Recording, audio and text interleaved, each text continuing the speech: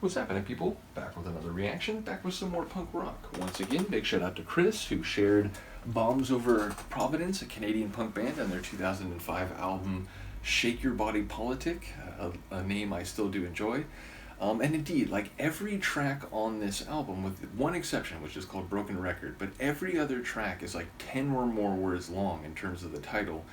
This one is, make sure I have this right, the Starving Artist Program, or the Starving Artist Weight Loss Program works to varying degree, sometimes, with ellipsis between the latter two phrases. So, yeah, it's an interesting title. It's very specific and yet it's vague as to why it sort of works sometimes, maybe.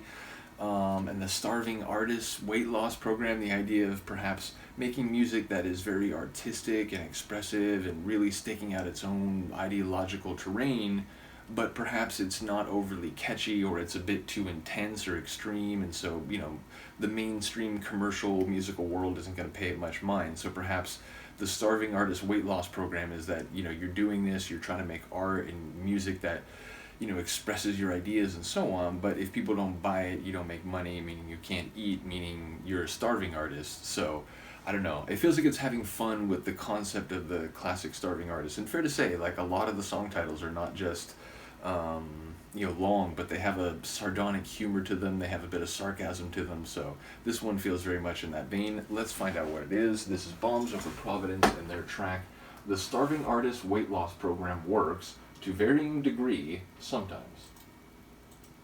Well, just smoking burn alive. You set my fears aside. Dancing with perspective until it's really conjecture why. You're burning these souls, running slots and lockdown shows.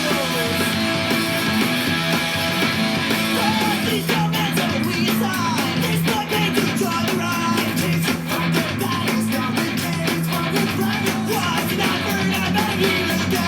Now it's all I do to say. That sounds like early No Effects, too.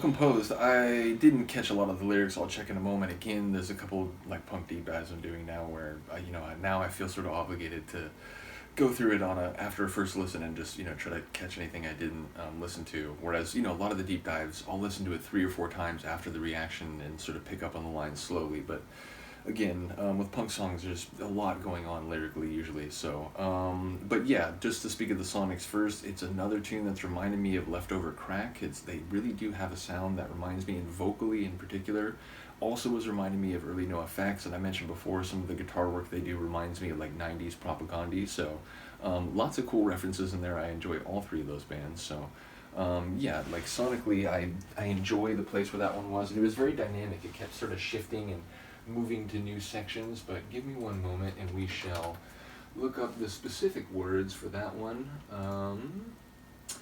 Okay, so where there's no smoke, we've been burned alive, hearing 2-cent mines cut us down to size, dancing with the specter of unsolicited conjecture, Well, the Emperor, he sold his clothes for opening slots on local shows, obviously playing off the the Emperor with no clothes. But these comments of ennui aside, this boy paid to enjoy the ride with kids who fight their battles not with cannons but with rattles.